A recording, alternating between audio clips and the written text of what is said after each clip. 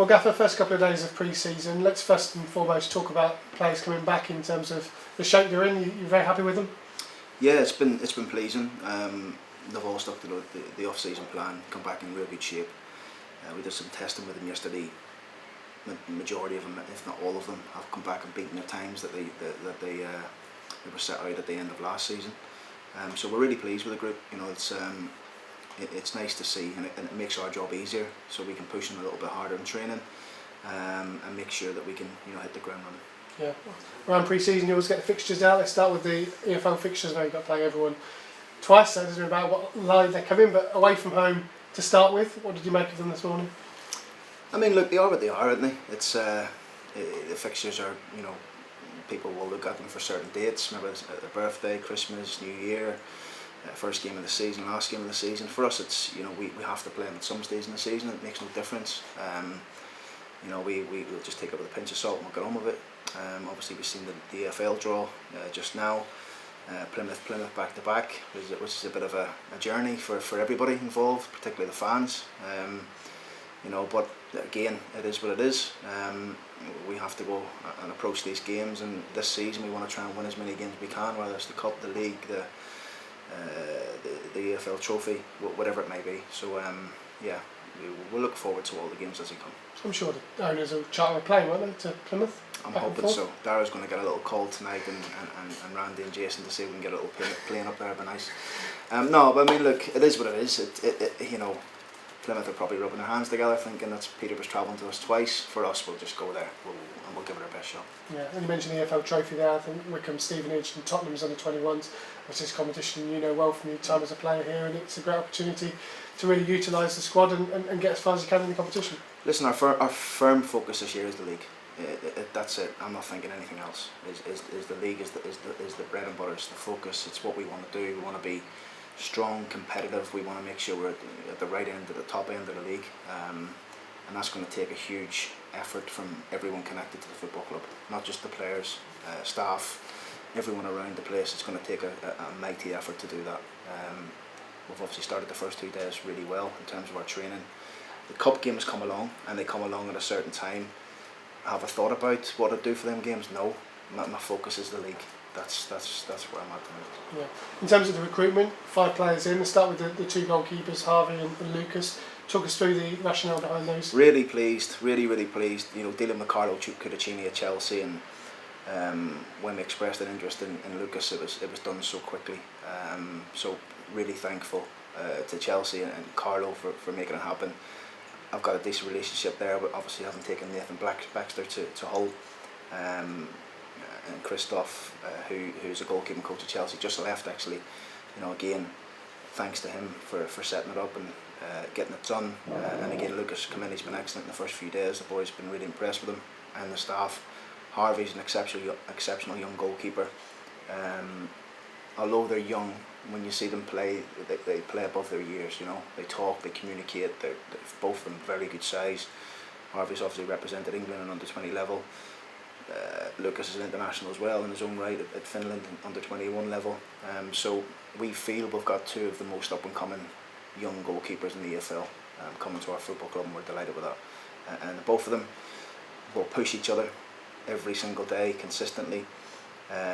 Again, we've got young Will Blackmore here. We feel it's the right time for Will to go and play football. Conversation I had with Will at the end of last season was, you've sat around now for a year and a half, you've played not many games, you've been on the bench, off the bench. Young players need to go and play football, and his next stage of his development is to go and play maybe League 2, National League, to get a run of games and to get knocked about a little bit. So plans in place. I know from the outside looking in, people may be thinking, what's going on, why is that happening? That's the reason. We feel it's the best for his progression. And those 2 goalkeepers will, as you say, will push each other in terms of becoming the number 1. That people look at squad numbers and read so much into it. I'd imagine two days in, you're assessing them both as they are at the moment. Mean nothing. Squad numbers mean nothing. To me anyway, particularly. Players obviously like to have a decent number, but it doesn't mean Lucas is number 1 and Harvey's number 2. It's far from that. Both of them are challenging for the number 1 shirt. Both of them have started pre-season really well. Harvey's already had a couple of days of Hull before he come to us. and I'm excited to work with both of them. Ultimately, at the end of pre-season, although it will be my call, I'll take a lot of communication from Mark Tyler, and a lot of it will be on him as well in terms of who he feels is the right one to play in the first game of the season. Yeah. Ben Thompson, midfield player who's obviously got great experience at championship level with Millwall.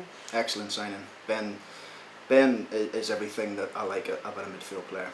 High energy, high aggression, pressing, can handle the ball, can drift past people, can run in the box.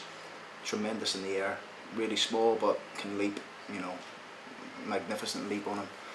And over nearly 100 games for Millwall at championship level, whatever it was, and winning their player of the year, young player of the year.